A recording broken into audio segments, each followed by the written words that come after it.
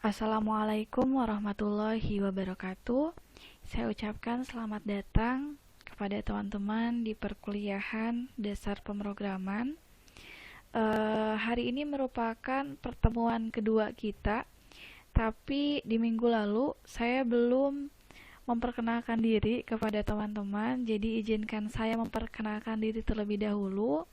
Nama saya Ita Yulianti dengan kode dosen IEI. Di semester ini saya diberikan kesempatan untuk mengajar di kelas teman-teman. Jadi saya berharap kita dapat bekerja sama dengan baik selama satu semester ke depan dan bisa menciptakan pembelajaran yang menyenangkan, dan saya harap teman-teman dapat memahami apa yang saya sampaikan dan nantinya juga supaya teman-teman bisa mendapatkan nilai yang memuaskan. Oke, sebelum masuk ke materi, saya akan jelaskan dulu mengenai kontrak perkuliahan kita selama satu semester ke depan. Di minggu lalu kan saya sudah meminta teman-teman untuk membuat anggota kelompok atau membuat kelompok ya. Itu sebenarnya untuk apa? Nah, dikarenakan mata kuliah ini tidak ada UTS dan UAS-nya, jadi digantikan dengan yang namanya uji kompetensi.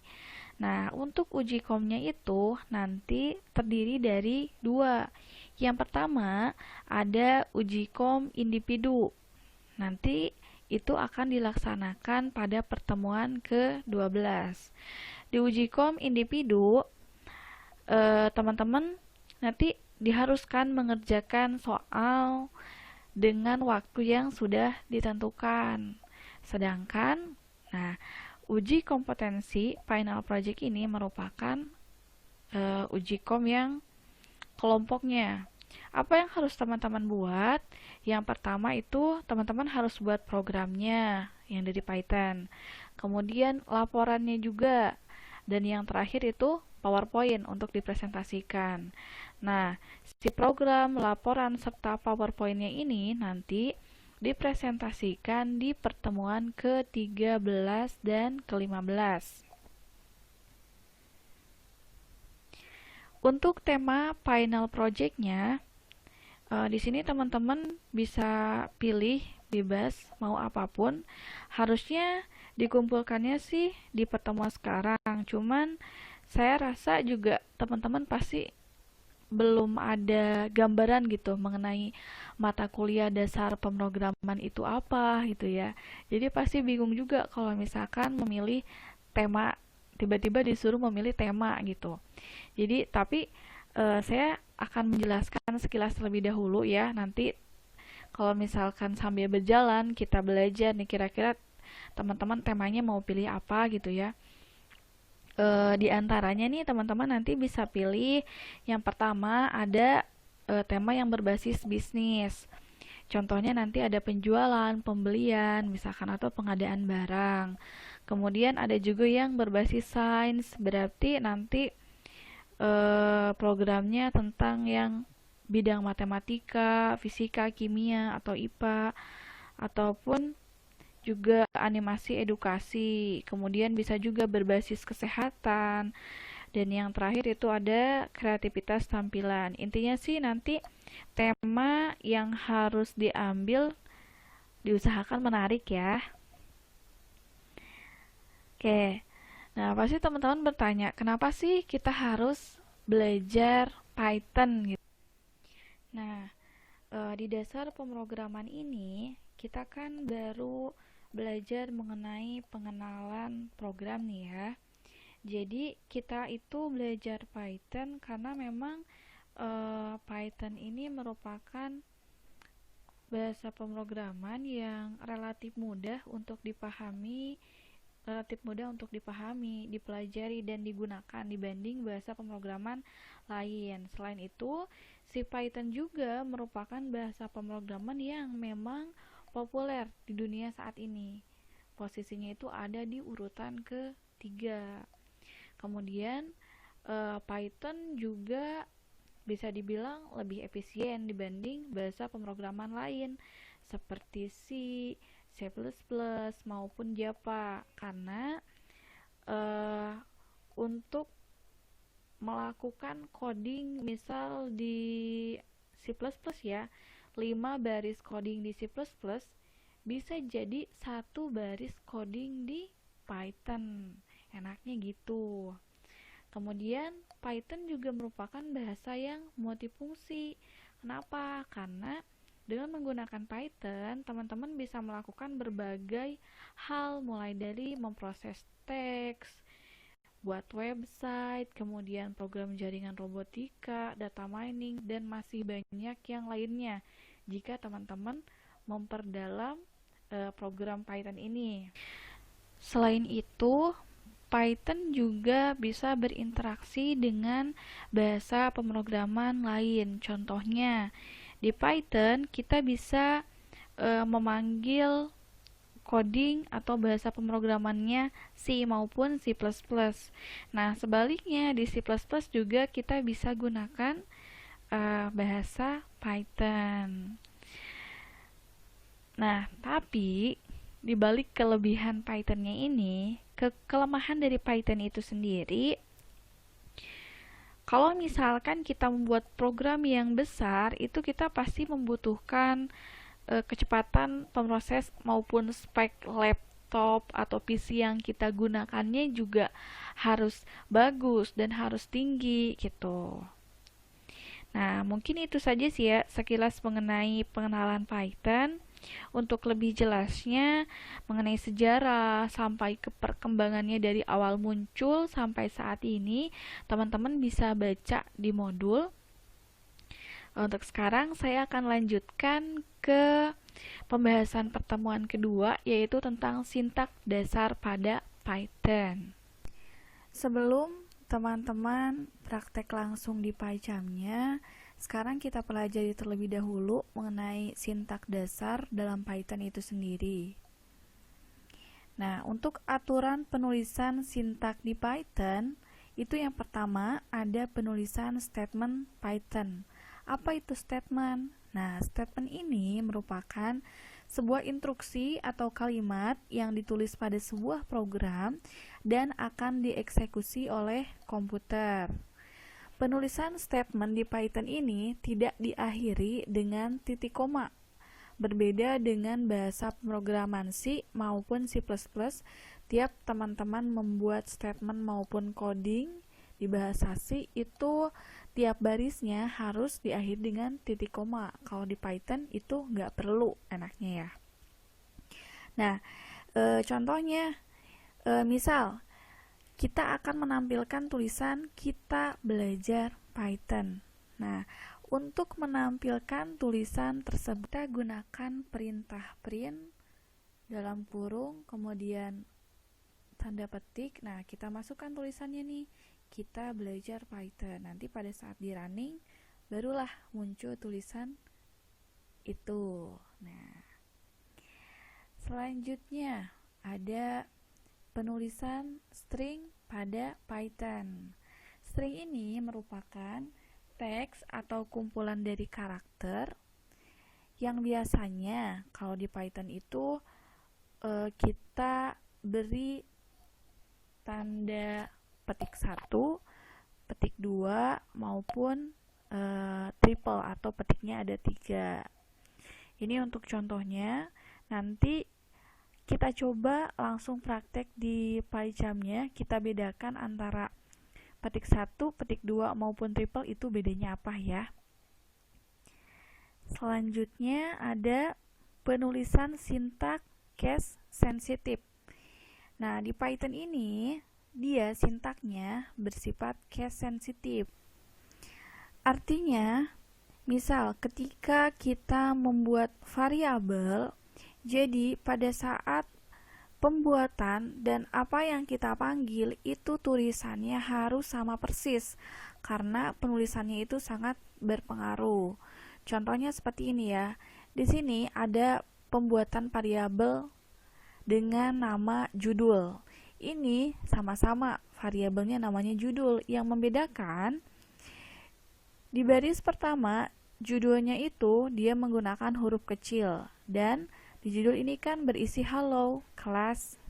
Nih, kemudian di baris kedua itu ada variabel judul dengan huruf J-nya itu dia kapital.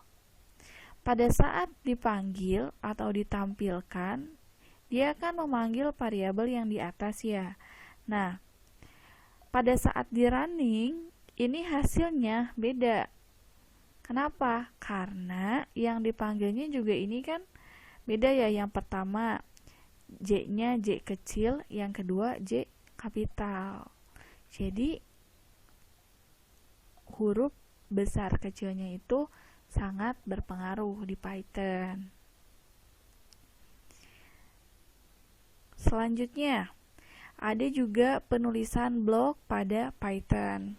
Blok program adalah kumpulan dari beberapa statement yang digabungkan dalam satu blok. Dalam Python terdapat indentasi, yaitu menambahkan space atau tab atau kalimat ditulis yang menjorok ke dalam. Si indentasi ini dipakai pada percabangan, perulangan, fungsi ataupun kelas. Nih, misal contohnya ya. If total sama lebih dari sama dengan 70 spasi titik 2, maka nanti akan tampilkan lulus. Else print nanti tidak lulus. Nah, jarak antara spasi maupun tab-nya itu harus sama. Ini kan yang pertama dia belum menjorok ya, masih satu baris dengan else, sedangkan yang keduanya itu untuk statementnya dia agak menjorok. Nah, ini nanti kita akan pelajari di materi mendatang sepertinya ya. Untuk percabangan ini kita masih jauh. Nah, percabangan ini fungsinya untuk apa? Misalnya gini nih, teman-teman main games. Gamesnya itu ada di level 1. Kalau misalkan jika level 1-nya itu selesai atau lolos, maka akan lanjut ke level 2. Tapi jika level 1-nya tidak lolos, maka game over, ngulang lagi di level 1. Nah, itu logikanya menggunakan if atau percabangan, atau disebutnya branching ya.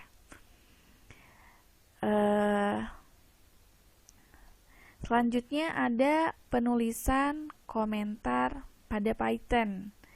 Nah, komentar pada Python itu kita bisa menggunakan tanda pagar ya. Ini biasanya digunakan untuk menandai komentar di Python. Komentar ini tidak akan diproses oleh interpreter si Python-nya. Nah, komentar ini fungsinya untuk apa? Supaya kita bisa gampang gitu menandai. Misal ini kan inputannya, ini outputnya. Takutnya teman-teman lupa ini sintak untuk apa. Nah, bisa digunakan tagar. Bisa digunakan yang pagar ini ya, tanda pagar ini untuk keterangannya gitu ya. Kemudian di Python juga ada yang namanya variabel. Variabel ini merupakan set memori yang digunakan untuk menyimpan data atau nilai-nilai yang bersifatnya dinamis. Contohnya tadi ya, yang judul itu. Nah, itu disebutnya variabel. Kemudian ada juga yang namanya tipe data. Tipe data ini merupakan jenis nilai yang akan kita simpan di dalam variabel. Salah satu contoh dari tipe data yang kita temui sehari-hari ini adalah bilangan bulat.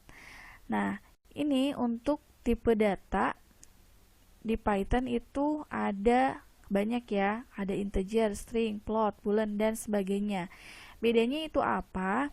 Ini yang sering kita gunakan biasanya integer, string, float, 3 ini ya. Kalau untuk yang ini biasanya sisanya jarang digunakan. Misal teman-teman ingin menginputkan atau menuliskan tulisan alfabet maupun angka yang tidak dihitung, contohnya nomor HP. Nah, itu gunakannya tipe data string. Kalau misalkan teman-teman mau menampilkan angka tapi untuk dihitung, misalkan 1 ditambah 2 sama dengan 3. Nah, berarti itu gunakannya tipe data integer. Kalau misalkan teman-teman mau menampilkan angka yang dihitungnya itu ternyata desimal atau 0, nilainya. Nah, itu teman-teman bisa gunakan plot. Nah, sisanya untuk tipe data sisanya, teman-teman untuk penjelasannya silahkan baca di modul. Baik, sekarang kita coba latihan langsung di PyCharm-nya ya. Oke. Ini tampilan awal kalau misalkan teman-teman buka PyCharm. Di sini ada create new project ataupun open. Kalau misalkan open berarti untuk membuka project sebelumnya. Oke, di sini saya sengaja buat project baru aja ya. Oke. Pada saat teman-teman create project, nanti teman-teman pilihnya yang pure Python. Kemudian di sini ada location, berarti ini untuk penyimpanannya, teman-teman mau simpen di mana. Di sini saya kita select untuk penyimpanannya. Saya di sini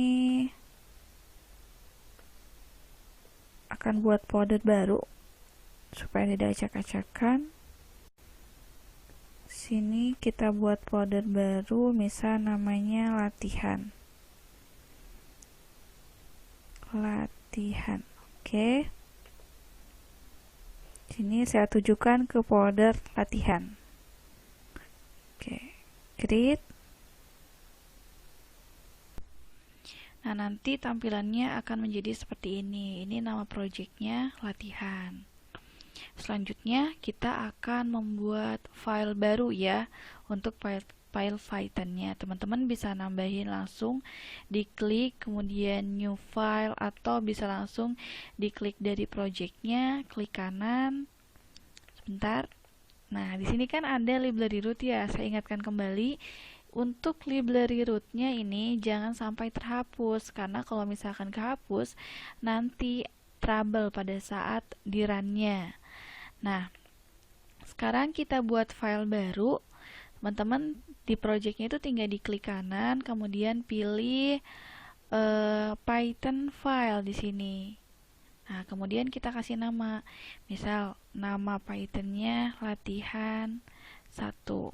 Oh ya, perlu teman-teman ingat untuk penamaan filenya itu diusahakan jangan sampai ada spasi ya.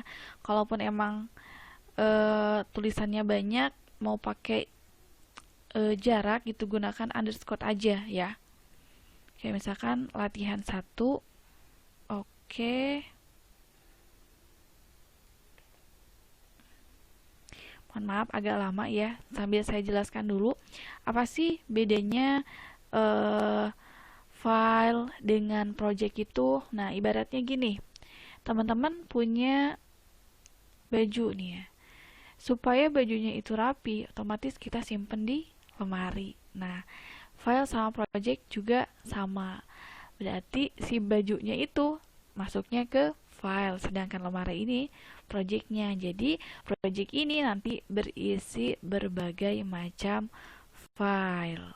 Oke, sekarang kita coba, misal kita akan menampilkan tulisan nama saya siapa gitu ya. Nah, untuk menampilkan tulisan tersebut kita gunakan perintah print.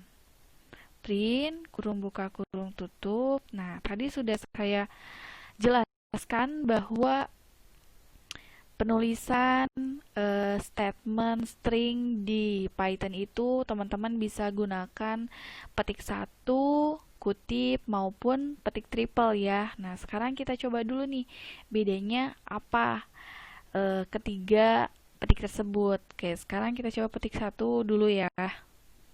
Petik 1, misal saya tuliskan nama saya.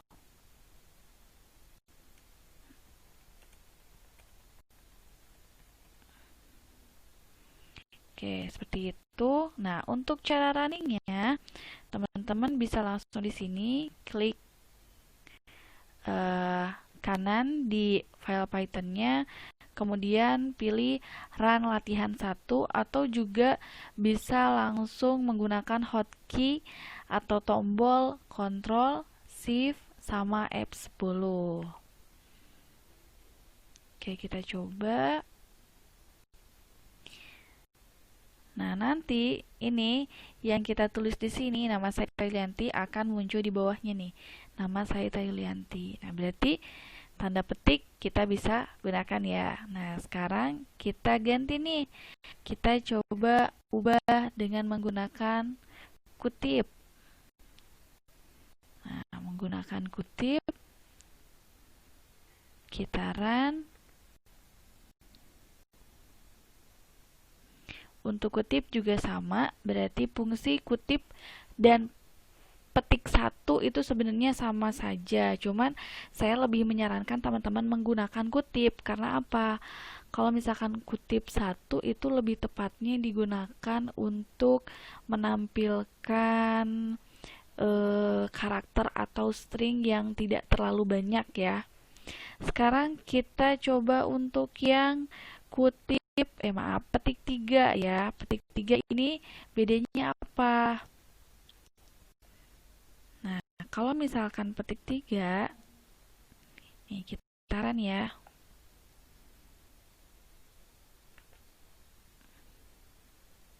Nah, kalau misalkan petik 3, ini untuk string atau karakternya itu yang banyak atau menggunakan enter. Nah, teman-teman itu bisa menggunakan triple petik ya. Nah, itu perbedaannya. Nah, ini kan kita baru sekedar belajar menampilkan tulisan aja ya. Nah, sekarang gimana sih caranya supaya kita bisa menampilkan dengan apa yang kita input di bagian konsol ini nih. Nah, kalau misalkan seperti itu beda kasus. Teman-teman harus tentukan dulu tipe data yang akan kita gunakan.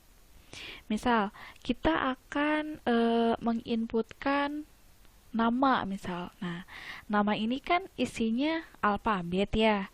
Nah, berarti tipe data yang akan kita gunakan yaitu string ya. Nah, sebelumnya kita harus buat terlebih dahulu variabel penampung si nama ini. Misal variabelnya itu adalah nama misal ya. Nama. Nah, ini variabel untuk menampung nama. Perlu teman-teman ingat bahwa pembuatan variabel ini teman-teman tidak boleh menggunakan spasi. Terus penulisannya nanti pada saat dipanggil harus sama persis. Jadi ini saya gunakan tulisan kecil supaya nanti mudah gitu ya untuk dipanggilnya. Misal nama sama dengan, karena kita menggunakan tipe data string, jadinya di sini teman-teman tinggal ketik input dalam kurung, kemudian teks yang akan ditampilkannya sebelum kita mengetik itu apa. Misal, masukkan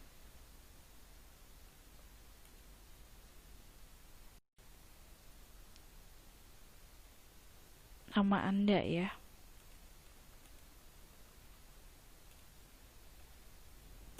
Oke. Kemudian setelah kita input, baru kita tampilkan. Tadi sebelumnya untuk menampilkan itu kita gunakan sintaknya print. Print, kemudian tulisannya apa? Nama. Yang diinput adalah, nah, sebelum kurung tutup kita tambahkan plus, kemudian kita panggil tipe datanya str, ini maksudnya string, dan kita panggil nama variabelnya. Tadi di sini nama variabelnya itu adalah nama dengan tulisan kecil semua. Berarti di sini str nama, seperti itu. Jadi kalau misalkan teman-teman di sini tulisannya n-nya gede, atau kapital. Berarti di sini juga harus sama, N-nya kapital. Nah, sekarang kita coba run.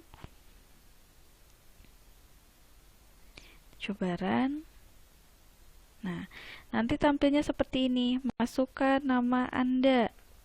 Nah, di sini ada kursor untuk kita mengetik ya, untuk kita input datanya. Misal, namanya Ita Yulianti. Pada saat teman-teman enter, nanti muncul nama yang diinput adalah Ita Yulianti. Oke, seperti itu ya. Nah, ini berlaku untuk atau jika si tipe datanya itu adalah string. Beda lagi kalau misalkan tipe datanya selain string. Kalau misalkan tipe datanya selain string, misal integer ya. Apa ya misal?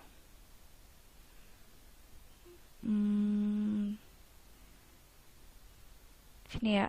Saya buat misal tahun lahir aja ya. Sebenarnya tahun lahir kan tidak dihitung, tapi kan ini gak apa-apa lah, kita coba tipe data lain ya, kita gunakan integer. Nah, misalkan di sini kita buat variabel baru, misalkan tahun sama dengan. Nah, kalau misalkan untuk selain string, teman-teman harus cantumkan tipe datanya terlebih dahulu di depannya. Jadi tidak langsung ke input, misal apa gitu. Jadi ini harus disebutkan dulu tipe datanya. Misal ini saya copy paste aja ya. Ini langsung berarti, nah ini kan kita mau pakai integer ya, berarti integer dalam kurung buka. Nah, baru dimasukkan input, masukkan misal tahun lahir Anda. Nah, ini supaya kelihatan bedanya input sama output, kita tambahkan komen ya. Ini untuk komen itu tadi saya jelaskan pakai pagar. Sini input, kemudian ini yang bawahnya output. Oke. Outputnya ini kan baru nama aja. Sekarang kita buat output untuk tahun ya. Ini juga hampir sama, teman-teman. Tinggal masukkan sintak print, kemudian tahun, kata-katanya. Tahun yang diinput adalah. Nah, bedanya kalau misalkan yang string tadi kan plus, kemudian string nama. Nah, kalau ini teman-teman tinggal ini aja, koma, kemudian tambahkan plus. Setelah itu panggil nama variabelnya tahun. Seperti itu. Jadi terbalik ya. Kalau misalkan yang string itu di inputannya tidak disebutkan variabelnya, tapi pada saat output itu dipanggil tipe datanya ini string.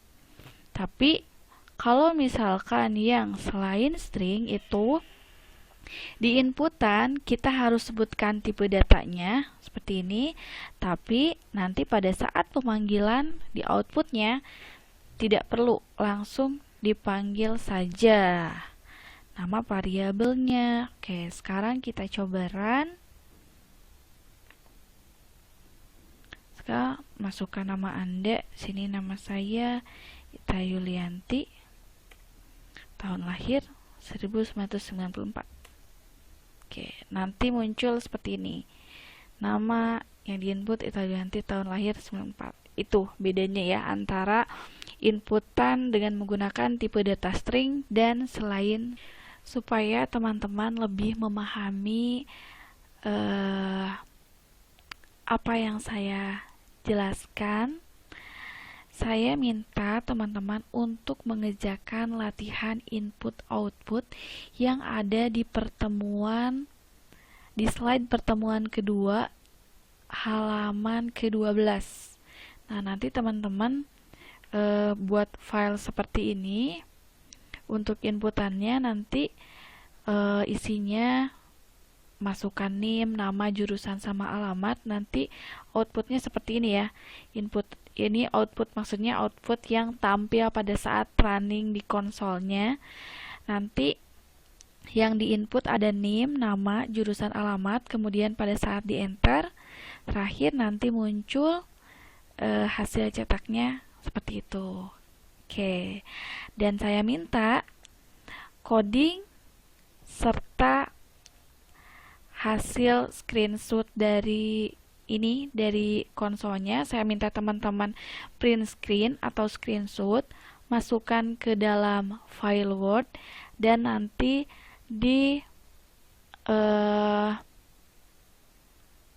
kumpulkan di Google Classroom. Oke, mungkin hari ini cukup sekian yang bisa saya sampaikan. Apabila ada pertanyaan, silakan teman-teman bisa tanyakan melalui grup dasar pemrograman. Terima kasih. Wassalamualaikum warahmatullahi wabarakatuh.